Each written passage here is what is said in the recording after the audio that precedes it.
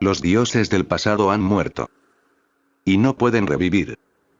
Han perdido relevancia para la conciencia humana. Fueron creados por una mente muy inmadura. El hombre ha alcanzado la madurez. Necesita una visión diferente de los dioses, necesita una religión diferente. Necesita liberarse de su pasado, porque solo entonces podrá surgir el mañana. Lo viejo debe morir para que lo nuevo exista. Es bueno que los viejos dioses se hayan ido, pero es difícil para la humanidad decirles adiós. La humanidad se ha familiarizado demasiado con ellos. Han sido un gran consuelo, comodidad y conveniencia, una especie de seguridad. Al apoyarse en ellos, uno siente miedo, temor.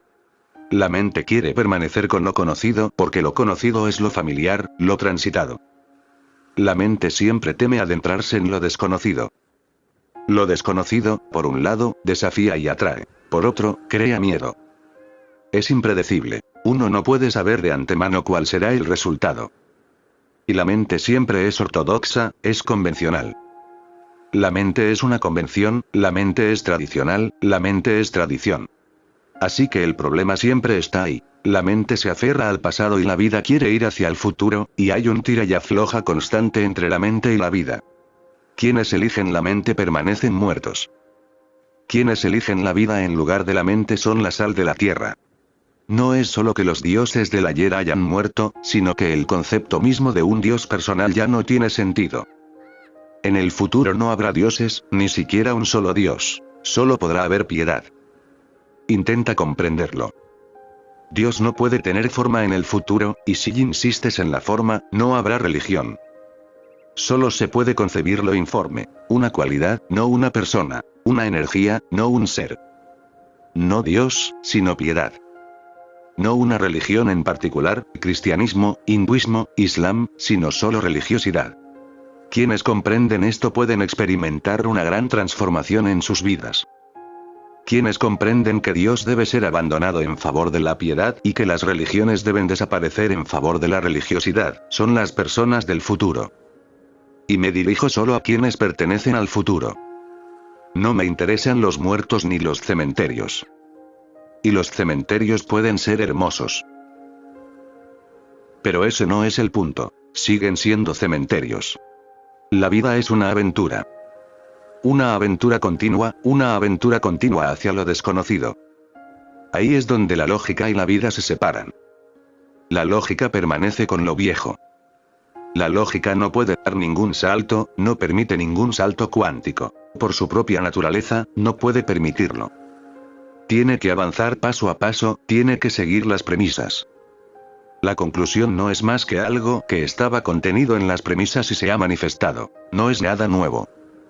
La lógica nunca llega a lo nuevo, solo hace manifiesto lo viejo. Hace que lo viejo se entienda, lo hace claro, lo hace transparente. Pero nunca llega a lo nuevo. No puede, porque para lo nuevo no hay contexto en lo viejo. Por eso es nuevo, porque no tiene raíces en lo viejo. Es completamente nuevo. Viene de la nada, surge de la nada. No tiene respaldo del pasado. Por eso lo llamo un salto cuántico. No se mueve paso a paso, no se mueve argumentando. No es un silogismo, es una canción. Y brota en tu ser si lo permites. Es misterioso. No se puede explicar, porque todas las explicaciones provienen del pasado. Permanece inexplicable. Pero esa es su belleza, su misterio, su maravilla, su asombro. Es una experiencia reveladora. Puedes tenerlo, pero no puedes hacer una teoría al respecto. En el momento en que haces la teoría, has convertido la vida en muerte, has reducido la vida a muerte. En el momento en que intentas analizar algo, y explicar significa analizar, diseccionar, destruye su unidad orgánica. ¿Ves una rosa? Está ahí en toda su belleza, pero inexplicable, inexplicable. Está ahí para ser amada, para ser celebrada. Puedes bailar a su alrededor, puedes sentarte en silencio con ella, y habrá una gran alegría y una gran comprensión. Pero tu mente exige explicaciones. Tu mente pregunta, ¿cuál es el significado de esta rosa? No lo hay. Está más allá del significado. Quieres una explicación. ¿Por qué existe? ¿Para qué? Y pierdes la noción de su realidad, te absorbes en la mente del pasado. puedes compararla ahora con otras flores que has conocido. O puedes diseccionarla, puedes intentar comprender su realidad mediante la lógica. Para cuando la comprendes, puedes comprender su química, no su poesía. Para cuando has comprendido su química, para cuando tienes algunas explicaciones, ha desaparecido. La flor ya no existe. Tienes unas pocas sustancias químicas en tus manos. No son la flor. Puede que hayan sido sus componentes, pero no son su unidad orgánica. Y una flor no es solo la suma de sus partes, es más que la suma de sus partes. A eso me refiero con poesía. Cuando algo es más que la suma de sus partes, es poesía. No puedes reducir el todo a sus partes, porque el todo posee algo que las partes jamás podrán tener, una unidad orgánica. No puedes comprenderlo, no puedes sostenerlo en tus manos, no puedes convertirlo en una teoría, no puedes escribir un artículo científico sobre él. Es incomprensible, es muy elusivo. Cuanto más lo busques, más lo perderás. Tienes que disfrutarlo para conocerlo verdaderamente, tienes que amarlo para conocerlo verdaderamente. Pero el amor nunca da ninguna explicación. Da una gran perspicacia, una gran intuición, te trae una gran visión.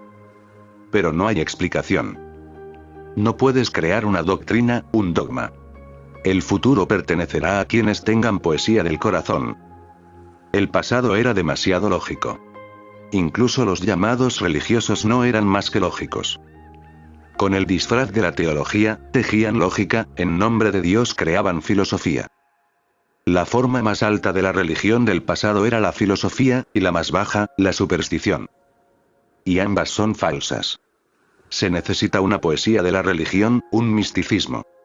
Kabir es un precursor, un heraldo del futuro, la primera flor que anuncia la primavera. Es uno de los más grandes poetas de la religión.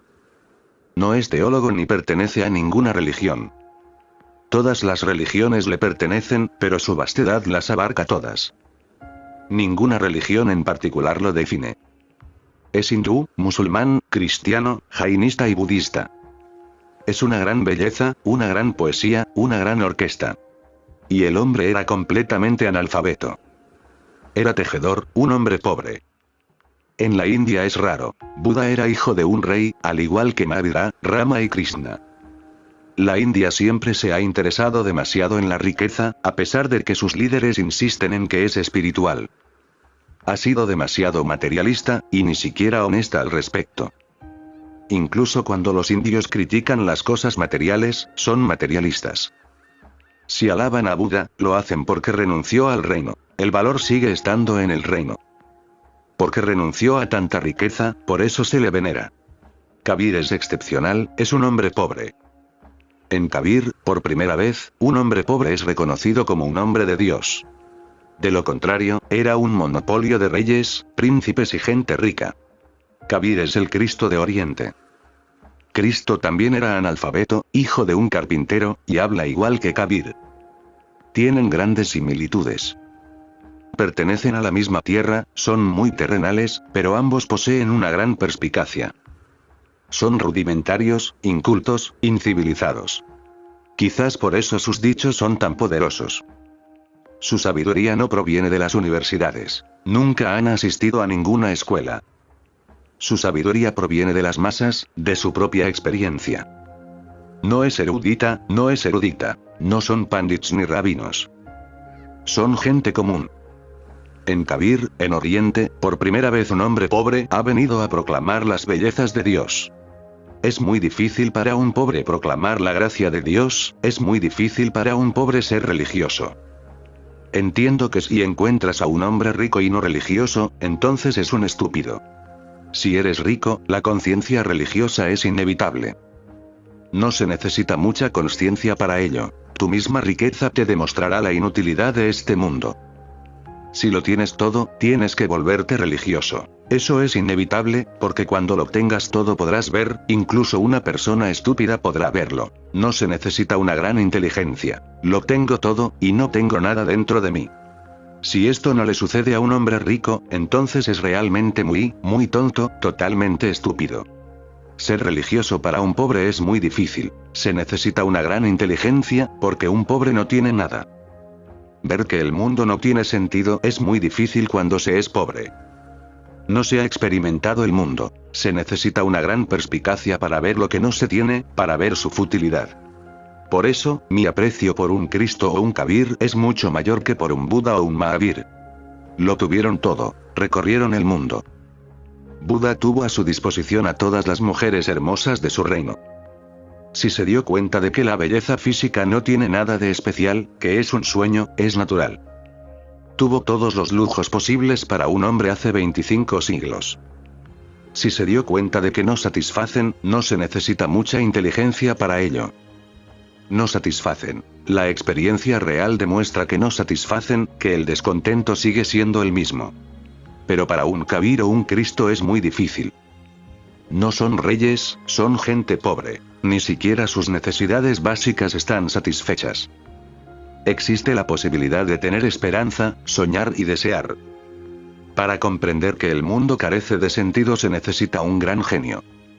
Así que Kabir es analfabeto, pero un hombre de gran inteligencia, con una mirada tan penetrante que incluso puede ver la futilidad de lo que no posee. Puede verlo sin tenerlo en sus manos. Su percepción es tan clara. Él ofrece el primer atisbo de una religión futura. La religión del futuro no será ritual.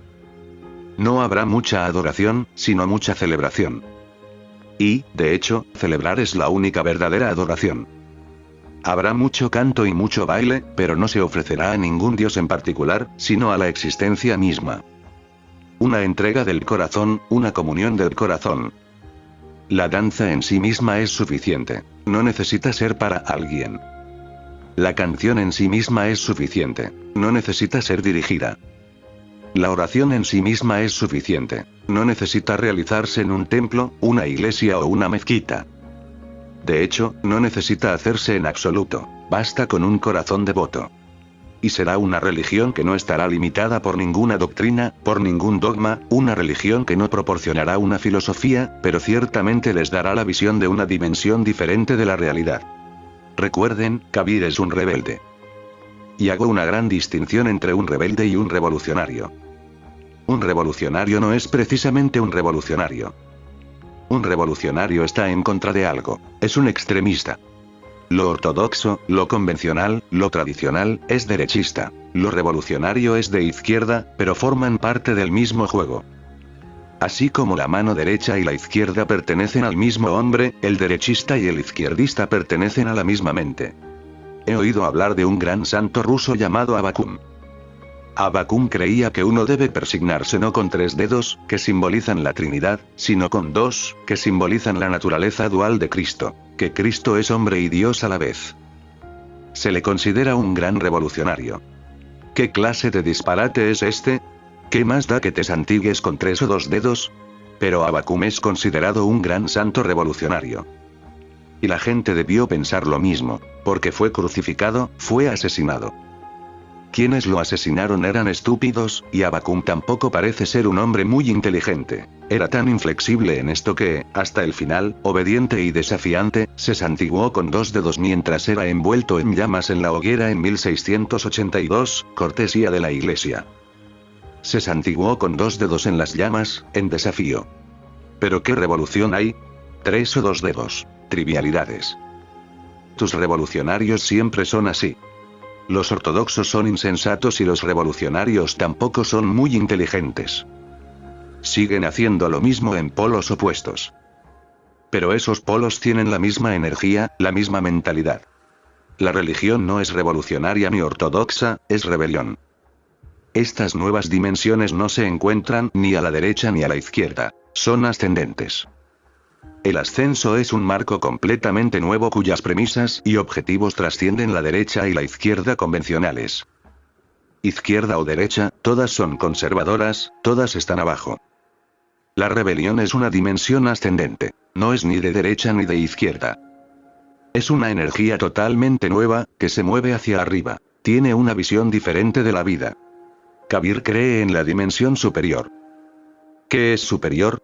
El pasado es inferior, lo viejo es inferior, lo familiar es inferior. Lo desconocido, lo misterioso, es superior. Sé superior. Nunca pertenezcas a la dimensión inferior. Ahí es donde está la gente. Cristianos, hindúes, musulmanes, jainistas y budistas siguen viviendo como si se arrastraran por la tierra. No vuelan. La religión te da alas para alcanzar el infinito. Al escuchar los sutras de Kabir, recuérdalos. Será impactante, destrozará tu mente. Por su compasión, destruirá, creará una especie de vacío en ti, porque solo en ese vacío existe Dios. Dios como divinidad. Solo en ese vacío hay meditación, y solo en ese vacío empiezas a ver por primera vez. Nicolás de Cusa señaló que la palabra Deus para Dios proviene de teoría. Teoría es una hermosa palabra de la que deriva teoría. Teoría se ha vuelto muy fea, pero teoría es hermosa. Simplemente significa yo veo. La religión te da visión, es simplemente claridad. Recuerda, la claridad no te da explicaciones, pero te capacita para vivir, te capacita para amar. La claridad no te da significados, sino significado. Repito, son cosas diferentes. Un significado es algo mental, un significado es una experiencia de vida, es existencial. He oído decir a Albert Einstein, la religión sin ciencia es ciega, y la ciencia sin religión es coja. Con un pequeño cambio, me gustaría estar de acuerdo, pero ese pequeño cambio tiene mucho que decir. Einstein dijo, la religión sin ciencia es ciega. Eso no es cierto. Más bien, la religión sin ciencia es coja, y la ciencia sin religión es ciega, porque la religión da ojos. Da una visión de la realidad, da una visión interior y exterior. Sí, es cierto. Sin ciencia, la religión es coja, no puede caminar. Se puede ver en Oriente. Oriente es cojo, realmente cojo. Y Occidente es ciego, realmente ciego. La ciencia da energía, poder, velocidad, tecnología, pero no te da la comprensión de qué hacer con ella. Solo te da una comprensión de la materia, pero no de tu propio ser. Así, la comprensión de la materia se convierte en tecnología cada vez mayor, y no sabes qué hacer con ella. Y cuando la tecnología está ahí, hay que aprovecharla. La ciencia da poder sin darte sabiduría. Ese es el peligro. Y la religión da sabiduría sin darte poder. Ese es el peligro. En Oriente, la gente tiene ojos, pero no el poder para hacer nada. En el futuro se producirá un nuevo tipo de síntesis. La ciencia y la religión se encontrarán y se fusionarán. Entonces el hombre no será cojo ni ciego.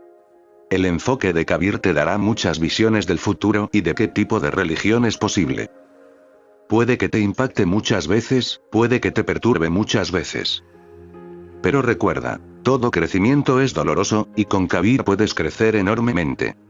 A Kabir no le interesa darte ninguna respuesta, porque sabe perfectamente que no hay respuesta. El juego de preguntas y respuestas es solo un juego. No es que Kabir no respondiera a las preguntas de sus discípulos. Respondía, pero con un toque de humor. Debes recordar esa cualidad. No es un hombre serio. Ningún sabio puede jamás serlo. La seriedad es parte de la ignorancia, la seriedad es una sombra del ego. El sabio siempre es poco serio. No puede haber respuestas serias a las preguntas, al menos no con Kabir, porque no cree que la vida tenga sentido, ni que haya que distanciarse de la vida para observarla y encontrarle sentido. Cree en la participación. No quiere que te conviertas en espectador, especulador o filósofo. Él dice, salta a la vida. Forma parte de ella, vibra con ella. Y entonces sabrás, aunque nunca podrás transmitir tu conocimiento con palabras a nadie más. La verdad es intransferible. Pero te convertirás en verdad y serás una luz en esta noche oscura de la vida y te convertirás en un camino en esta jungla de la vida. Muchos tendrán ideas en tu presencia, serás un agente catalizador, pero no podrás dar respuestas ya preparadas. No puede haber respuestas serias a las preguntas sobre el sentido de la vida, pues preguntar sobre la vida es distanciarse de ella y fingir que no se es. Y desde ahí has dado un paso en falso desde el principio. Y el primer paso equivocado, y todos tus pasos serán equivocados. Las preguntas, en el mejor de los casos, son una forma de juego y pueden disfrutarse como tal. Y no hay respuestas correctas, solo ligeras. Repito. Y no hay respuestas correctas, solo ligeras, dadas y tomadas a la ligera por quienes saben que juegan. Ese es el juego entre un maestro y un discípulo. Todo lo que Kabir dice no ha sido escrito, está dirigido a sus discípulos. Es una efusión espontánea de su corazón. Era cantante, era poeta. Alguien le pedía algo y él cantaba una canción espontáneamente. Y nadie jamás ha cantado canciones así. El hombre iluminado no es más que un necio. Recuerda, al moverte en compañía de Kabir, que el hombre iluminado no es más que un necio. Lo que ilumina a un hombre es la comprensión de que es un necio. Mi mente es la de un necio, dice Lao Tzu. Kabir estará totalmente de acuerdo. Qué vacío está, dice Lao Tzu, tan vacío como la mente de un necio. El vacío no se toma nada en serio, no eleva nada por encima de otro. No adora nada, lo celebra todo. Kabir es un celebrante. Celebra todo, todos los colores de la vida, todo su arco iris. Lo que les dirá no es filosofía, sino pura poesía. No es religión, sino una mano que llama, una puerta entreabierta, un espejo limpio. Es un camino de regreso a casa, un camino de regreso a la naturaleza. Para Kabir, la naturaleza es Dios. Los árboles, las rocas, los ríos y las montañas. Él no cree en templos, iglesias ni mezquitas. Cree en la realidad viva. Dios está ahí, respirando, floreciendo, fluyendo. ¿Y a dónde vas tú? Vas a un templo, hecho por el hombre, a adorar a un ídolo, también creado por el hombre, a su propia imagen. Kabir te llama desde los templos y las mezquitas. ¿Qué haces allí? Te llama para que celebres la vida. He oído. En una conferencia, un estudiante le preguntó al anciano Zen, el doctor D.T. Suzuki. Cuando usas la palabra realidad, ¿te refieres a la realidad relativa del mundo físico o a la realidad absoluta del mundo espiritual? Sin decir nada, Suzuki cerró los ojos. Hacer un Suzuki, lo llamaban los estudiantes, pues en esos momentos era imposible saber si estaba meditando profundamente o simplemente se había quedado dormido. Tras un minuto que pareció mucho más largo, Suzuki abrió los ojos y dijo, sí. Este es el camino del sabio. Las preguntas no significan mucho, ni de una manera ni de otra. Las respuestas no significan mucho, ni de una manera ni de otra. La vida debe vivirse sin preguntas ni respuestas. Solo entonces vivirás en su autenticidad. Así que ve a la vida. Ese es el único templo donde se puede encontrar a Dios. Y sin preguntas ni respuestas, simplemente ve en silencio, inocentemente. Ignorantemente. Simplemente ve allí y deja que la vida te domine. No intentes poseer la vida, eso es lo que el ego sigue haciendo. No intentes aferrarla, déjate poseer por ella. Déjate abrumar por ella, déjate inundar por ella, y lo sabrás. Y lo sabrás tan profundamente que nunca podrás decir lo sé. Lo sabrás tan íntimamente que no podrás reducirlo a conocimiento. Solo las cosas superficiales pueden reducirse al conocimiento. Cuanto más profunda es una verdad, más difícil es reducirla al conocimiento. El conocimiento parece tan pálido, y la verdad es tan viva. El conocimiento es incruento, despiadado. Y la verdad es el latido del corazón, la circulación de la sangre, la respiración del aire, el amor y la danza. Ahora los sutras. En las piscinas sagradas no hay nada más que agua. En Oriente se ha creído en las piscinas sagradas desde hace siglos. Si vas al Ganges te purificarás. No se necesita nada más. Es muy barato, muy fácil de conseguir. Pero muy engañoso. Los sacerdotes te engañan. Kabir dice, no hay nada más que agua en las piscinas sagradas. Toma el martillo y empieza a destruir su supuesta religión. Las piscinas sagradas han sido de inmenso valor para los hindúes. El agua ciertamente limpia el cuerpo, pero no puede limpiar el alma. ¿Cómo puede limpiar tu conciencia? Cometes una mala acción, te sumerges en el Ganges y crees que se acabó. Sucedió que un seguidor de Ramakrishna iba al Ganges en un día propicio y le pidió permiso. Ramakrishna no era como Kabir. Era un hombre muy educado, no cogía un martillo. Pero la verdad es la verdad. Golpeaba con una flor, no con un martillo. Golpear es golpear, y a veces una flor golpea más profundamente que un martillo. Le dijo, bien, ve, el Ganges es hermoso, purifica.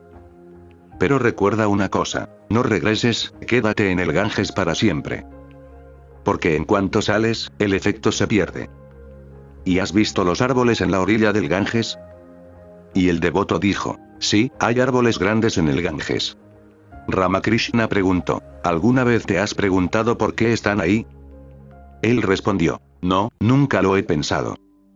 Ramakrishna añadió, cuando te sumerges en el Ganges es tan puro que tus pecados te abandonan al instante. Pero ellos saltan sobre los árboles y se quedan allí.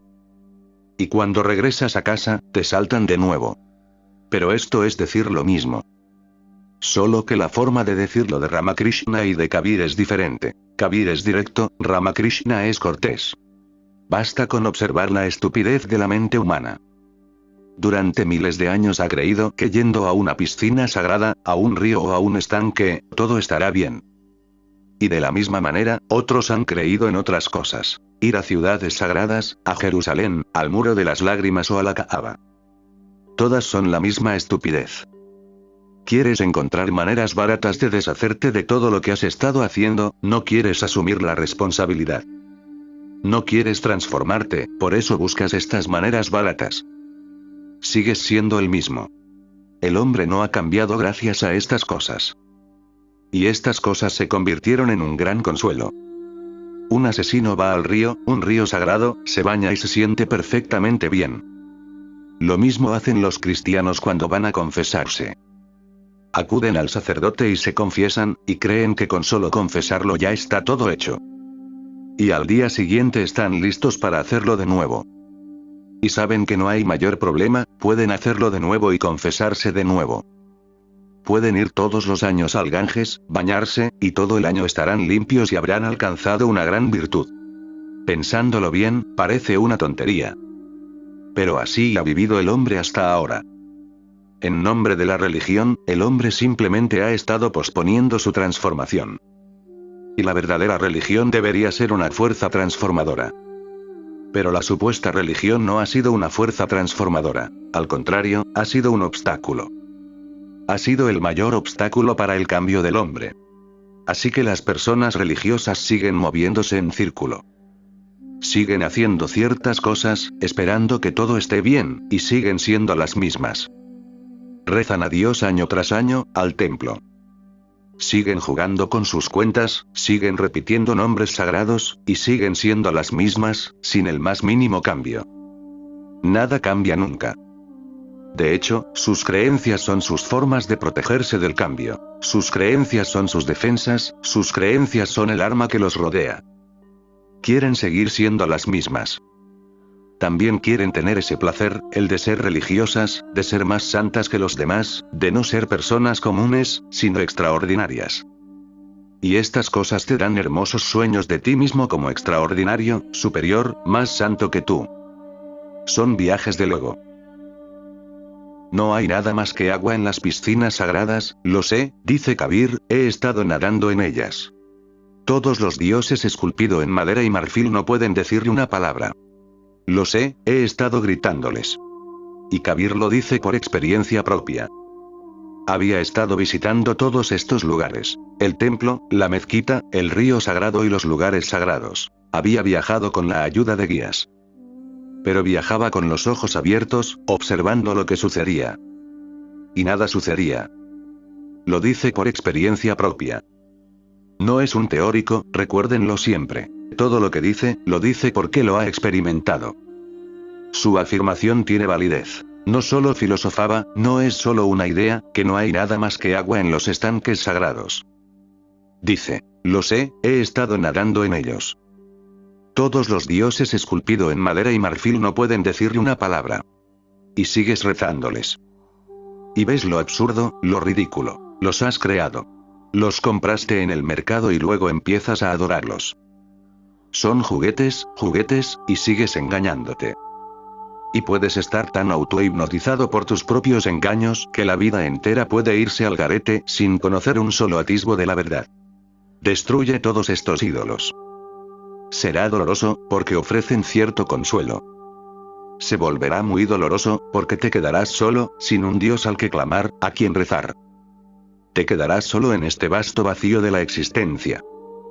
Pero ese es el primer paso hacia la realidad, hacia el Dios verdadero, hacia la piedad. Desnudaos de todas las creencias y liberaos de todos los ídolos. Todos los dioses esculpido en madera y marfil no pueden decirle una palabra. Lo sé, dice Kabir, les he estado gritando. Había orado durante muchos años. No solo lo decía, sino que lloraba desconsoladamente. Lloraba y lloraba y lloraba y lloraba y lloraba. Y entonces, un día, de repente, se dio cuenta. ¿A quién me dirijo? No hay nadie, el templo está vacío. El Dios nunca ha estado allí. Es un templo hecho por el hombre, fabricado por la estupidez del hombre, fabricado para ciertas seguridades. Como el hombre no puede estar solo, crea un Dios. Dios no es más que el deseo infantil de necesitar siempre un padre. Es una fijación paternal o maternal. El niño nace. Nace en seguridad, comodidad, conveniencia. La madre lo cuida, el padre lo cuida, está protegido. Crece en esta protección, en este ambiente de cariño y amor. Se acostumbra a él. Empieza a tener la idea de que siempre será cuidado de esta manera, siempre protegido de esta manera, siempre amado de esta manera. Es natural para un niño, porque uno aprende por experiencia propia. Tarde o temprano tendrá que valerse por sí mismo. Tarde o temprano la madre morirá, el padre desaparecerá, se quedará solo. Entonces surgirá un problema. ¿Quién me cuidará? ¿Quién me amará? ¿Quién me protegerá? Ahora todas sus seguridades se han ido. Y ahora crea seguridades imaginarias. Dice, hay un Dios, Dios Padre o Dios Madre. ¿Por qué llamas a Dios el Padre?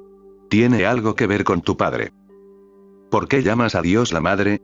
Tiene algo que ver con tu madre. Es una proyección, es el cumplimiento de un deseo. Kabir estará totalmente de acuerdo con la psicología moderna y su enfoque. Es una fijación paternal, una fijación parental. Como tus verdaderos padres se han ido, creas padres irreales. No puedes quedarte solo. En el fondo, todavía eres un niño, en el fondo, todavía eres inmaduro. Todavía no eres un individuo. Para ser un individuo, uno debe liberarse de todos los ídolos, de todas las proyecciones. Para ser un individuo, uno debe vivir en la inseguridad, sin ningún tipo de protección. Uno debe vivir vulnerable, sin ninguna protección. Uno debe vivir peligrosamente. Porque tienes miedo, creas un Dios. Tu Dios surge de tu miedo. Y el verdadero Dios nunca surge del miedo. ¿De dónde surge el verdadero Dios? El verdadero Dios surge del amor. Y el falso Dios surge del miedo. Tenlo presente. Cuando rezas por miedo, tu oración es falsa, una mera pérdida de tiempo. Cuando rezas por amor, tu oración es verdadera. Solo el amor es verdadero. Pero hay que entender la diferencia. Cuando rezas por miedo, le pides a algún Dios en algún lugar del cielo que te dé amor. Es mendigar. Eres un niño, necesitas un padre. Tu propio padre te ha traicionado, ha muerto, tu propia madre no te ha sido fiel para siempre. Ahora necesitas un padre o una madre que sean eternos, un padre y una madre inmortales, una eternidad. Pero quieres amor. Un niño quiere amor, un adulto da amor. Esa es la diferencia entre un niño y un adulto. Y los llamados adultos no son todos adultos. Crecer en edad no es crecimiento real. Crecer en conciencia sí lo es. Crecer no es necesariamente madurar. Puede ser solo el paso del tiempo. Solo envejeces, no maduras. Solo envejeces, no te vuelves sabio. El niño simplemente toma. Es natural. El niño no puede dar, solo tomar. Toma la leche de la madre, no puede dar nada a cambio. Ni siquiera puede dar las gracias. Simplemente toma. Y lo toma sin ninguna gratitud. Ni siquiera es lo suficientemente adulto para sentir gratitud. Da por sentado que así son las cosas y así deberían ser. Cuando eres adulto, cuando empiezas a dar, cuando empiezas a compartir amor. Y este es uno de los mayores problemas que todo ser humano tiene que afrontar. Lo observo a diario. Las parejas acuden a mí y encuentran 1001 problemas, aunque no sean problemas reales. El verdadero problema es que ambos son inmaduros. Los demás son solo excusas. Ambos son inmaduros, ambos piden amor, y nadie es lo suficientemente maduro para dárselo. De ahí el problema. Dos mendigos mendigándose y nadie está dispuesto a dar, nadie tiene nada que dar. Naturalmente, ambos se enfadan muchísimo. Solo observa. Cuando amas a alguien, ¿cuál es el motivo? ¿Quieres ser amado? Entonces es infantil. ¿O quieres compartir tu amor? ¿Tienes tanto que quisieras compartirlo? ¿Tienes tanto que quisieras colmarlo? Entonces es maduro. El amor inmaduro es un mendigo, el amor maduro es un rey. Por miedo creas un Dios inmaduro, tan inmaduro como tú. Por amor empiezas a ver a Dios, o mejor dicho, la divinidad. El amor te da ojos para ver que toda esta existencia está llena de divinidad. Entonces no llamas a Dios Padre ni Madre. De hecho, no le das ningún nombre. Lao Tzu dice, no sé su nombre, así que lo llamaré Tao. Pero esto es solo para indicarlo. No sé su nombre. La piedad no tiene nombre ni límite. Donde quiera que derrames tu amor, lo descubrirás. Derrama tu amor en un árbol y el árbol se convierte en Dios. Derrama tu amor en una mujer y la mujer se convierte en una diosa. Derrámalo en un hombre y el hombre se convierte en un dios. Derrama tu amor en cualquier lugar, y de repente el amor lo hace posible, el amor crea el milagro y se descubre a Dios. Derramando amor es la manera de descubrir a Dios. Pero vuestros dioses no son dioses descubiertos, son dioses inventados, inventados por miedo. Todos los dioses esculpidos en madera y marfil no pueden decirle una palabra. Lo sé, dice Kabir, les he estado gritando. Los libros sagrados de Oriente no son más que palabras. Un día miré de reojo sus portadas. Si intentáis mirar también hacia los lados, no encontraréis nada más que basura en los llamados libros sagrados. Basura de la historia, chatarra. Pero tendrás que mirar de reojo. ¿A qué se refiere con de reojo? Mira sin los ojos de la creencia, mira sin prejuicios. Mira con valentía, con audacia, no tengas miedo de mirar, y te sorprenderás. En la Biblia, en el Corán, en los Vedas, simplemente mira directamente. Rara vez se encuentra una joya. De lo contrario, todo es basura. Uno se pregunta por qué se ha recopilado en las llamadas escrituras sagradas del mundo. Pero si se mira con prejuicios, creyendo que todo lo que está escrito es verdad y nada más que verdad, entonces no se podrá comprender a Kabir. Kabir dice, quema las escrituras, libérate de ellas, porque al liberarte de ellas liberarás tu mente, al liberarte de ellas liberarás tus pensamientos. Alcanzarás una especie de inocencia, una inocencia de no saber. Y desde ese punto comienza el conocimiento. Primero, vuélvete ignorante. Recuerda, no se necesita un erudito, se necesita un erudito. Y hay una enorme diferencia entre ambos. El erudito cree haberlo logrado, sabe. Y el erudito sabe que no sabe, así que continúa aprendiendo. Nunca te vuelvas sabio, entonces sabrás. Y hay maravillas tras maravillas por descubrir. La realidad es inagotable. Nunca podrás llegar al punto de decir, ahora lo sé todo. Cuanto más sabes, más comprendes que aún queda mucho por descubrir. Cuanto mayor sea tu comprensión, mayor será el misterio de la vida. En la etapa suprema del conocimiento, todo conocimiento desaparece. El misterio te rodea. Estás rodeado de algo que, por su propia naturaleza, es incognoscible. Y no estás separado de ello para conocerlo, eres uno con ello, eres parte de ello. Los libros sagrados de Oriente no son más que palabras. Y recuerda, la palabra puede crear grandes ilusiones. Alguien viene aquí y grita, fuego. Fuego. Y empezarás a correr. La sola palabra despierta algo en ti, miedo. La palabra fuego no es fuego, la palabra Dios no es Dios y la palabra amor no es amor. Y la palabra comida no es comida, no te ayudará en nada a saciar tu hambre. La palabra agua no saciará tu sed. ¿Y qué hay en las sagradas escrituras? Palabras sobre palabras. No pueden nutrirte. Necesitarás a Dios mismo, no la palabra Dios. Solo entonces, y solo entonces, habrá contentamiento. Un día miré de reojo sus portadas. Los libros sagrados de Oriente no son más que palabras. Lo que Kabir habla es solo lo que ha vivido. Si no has vivido algo, no es verdad. Sigue observando tu mente, qué pretenciosa es. Sigue diciendo muchas cosas que no ha experimentado. Eso es deshonestidad, es engaño. Si no sabes algo, dítelo claramente a ti mismo y a los demás. No sé. Esa honestidad te ayudará. Si has sabido algo, solo entonces di que lo sabes. Y te aliviarás, porque el 99% del conocimiento que llevas es solo una carga. No es tu experiencia, es prestado. Y todo lo prestado es falso. Da igual de quién lo hayas tomado. Puede que lo hayas tomado de alguien que sabía, puede que lo hayas tomado de Kabir, de Cristo o de Krishna. Eso no importa mucho. De quien lo pidas prestado, no importa. En el momento en que lo pidas prestado, es falso. La verdad no se puede pedir prestada. Veo algo. Pero cuando te lo digo, no es mi visión la que te llega, sino solo mis palabras. La visión me queda. Solo me quedan palabras. Esas palabras están vacías. Y las recogerás, y pensarás que provienen de un hombre que sabe, así que deben ser ciertas. No lo son. La verdad solo existe cuando hay experiencia. Así que cuando Kabir dice esto, no solo lo dice en contra de las escrituras antiguas, sino también en contra de sus propias palabras. Recuérdenlo conmigo también. No pueden ver la verdad simplemente recopilando mis palabras. Y la tentación es grande. Cuando ven a un hombre que sabe, sus palabras tienen tal autenticidad, tal vigor, tal pasión, que su pasión es contagiosa. Cuídense de la tentación.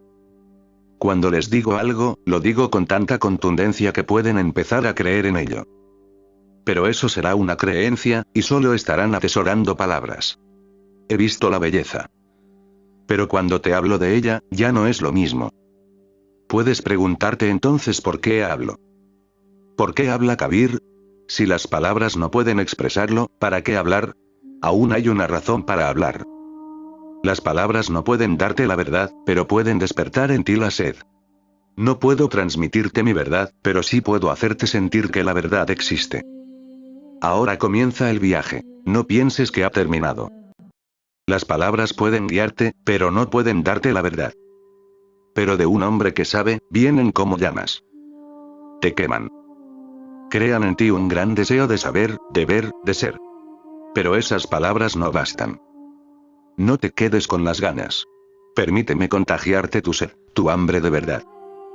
Pero mis palabras son palabras, las palabras de Buda son palabras, todas las escrituras son palabras.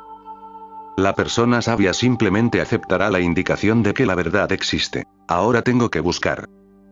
La búsqueda tiene que ser individual. Lo que Kabir habla es solo lo que ha vivido.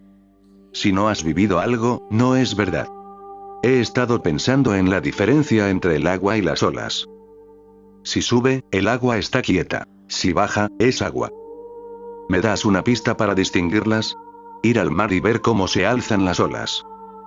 ¿Están las olas separadas del océano? ¿Está el océano separado de las olas?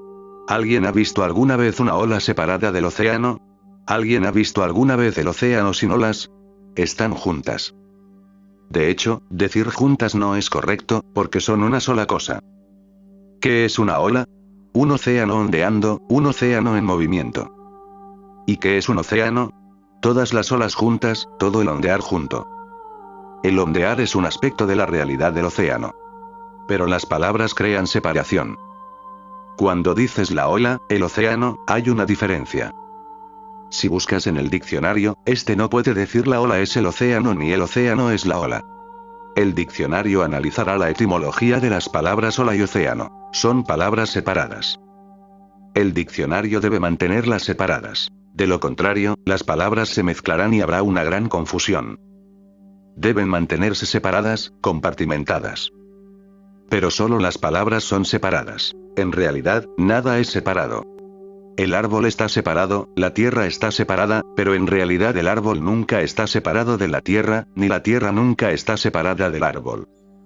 En palabras, el cielo está separado de la tierra, pero en realidad están juntos. La realidad es una unidad. Todas las cosas están unidas, interconectadas, entrelazadas, son miembros unas de otras. Si empiezas a trabajar desde una sola cosa, terminarás con el todo. Por eso se dice que Tennyson dijo, si puedo comprender una sola flor en su totalidad, con raíz y todo, habré comprendido el universo entero. Tiene razón, tiene una gran intuición. Si puedes comprender una sola flor en su totalidad, con raíz y todo, habrás comprendido todas las estrellas, todos los soles, todas las lunas, todos los hombres, todas las mujeres, todas las tierras y todos los planetas. Porque si profundizas más y más, encontrarás que en una sola flor pequeña está involucrado el todo. No puedes comprenderlo por separado. Sin la tierra, ¿qué es? Y sin el sol, ¿qué es? No habría color sin el sol, sin la tierra no habría forma. Y quién sabe cuántas cosas más intervienen. Sin las estrellas, quizá las rosas no serían lo mismo. ¿Quién sabe qué pulsaciones reciben las rosas de las estrellas?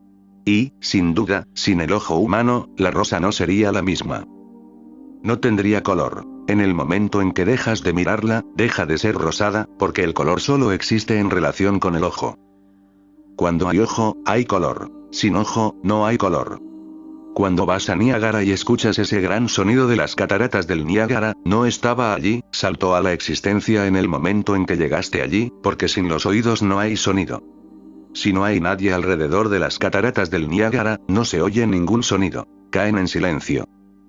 Porque, ¿cómo se puede crear el sonido sin el oído?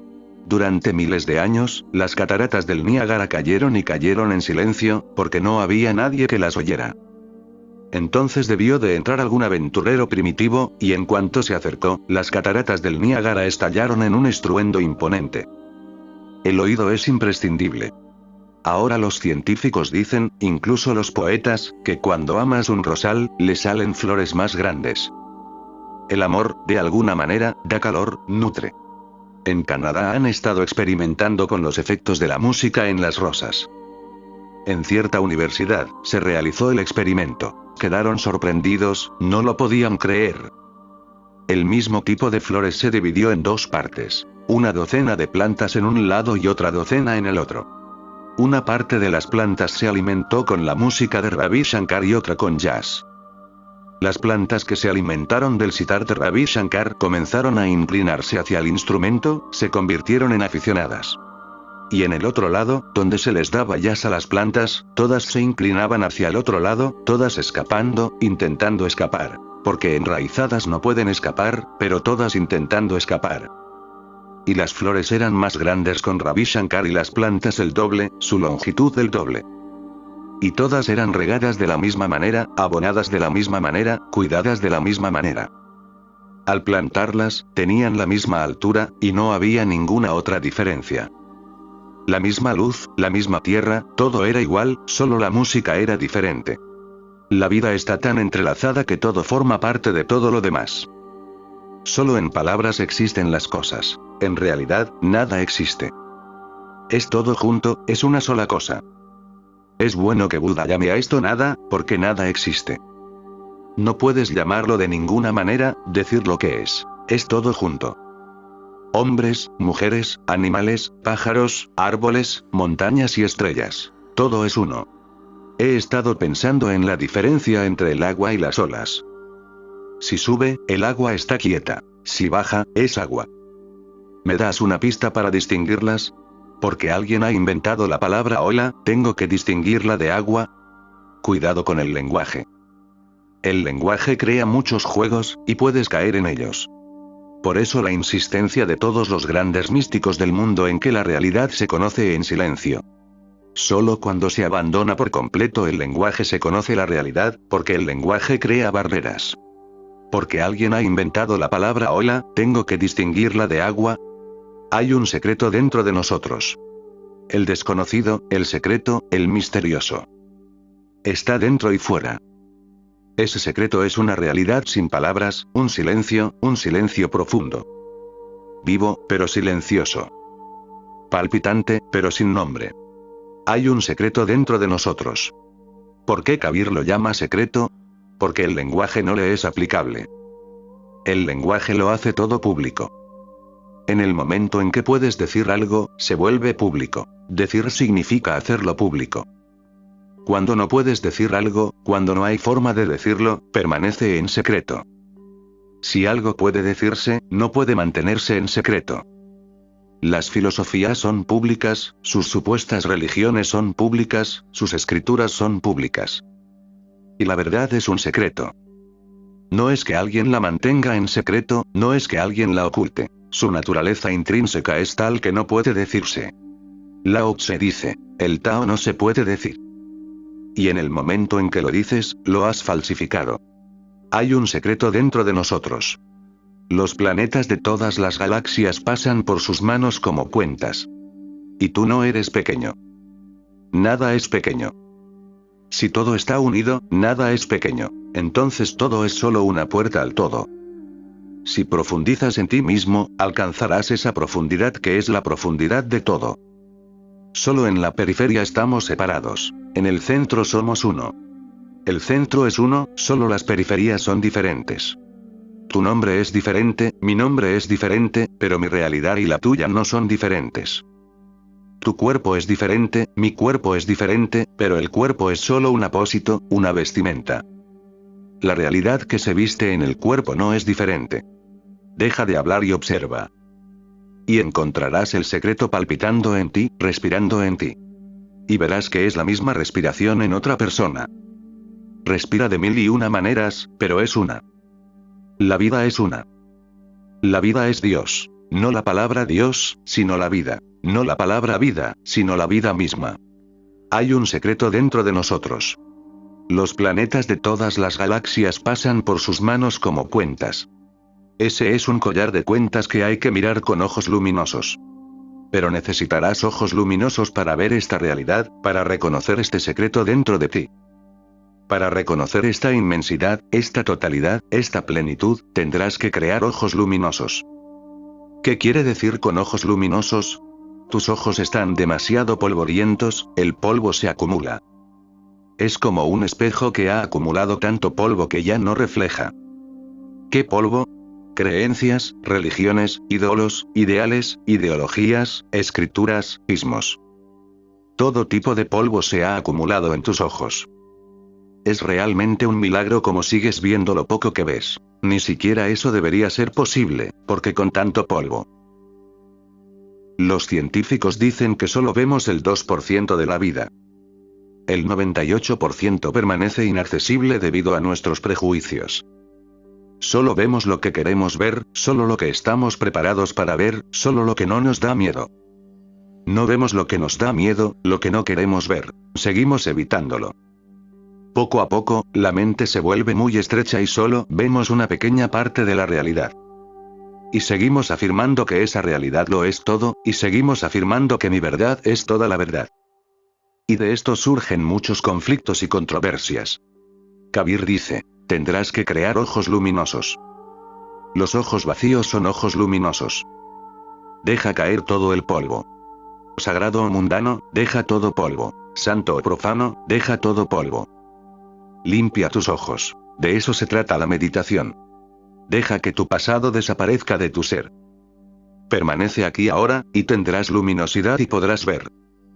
Dios no está en otro lugar. No necesitas ir al Himalaya.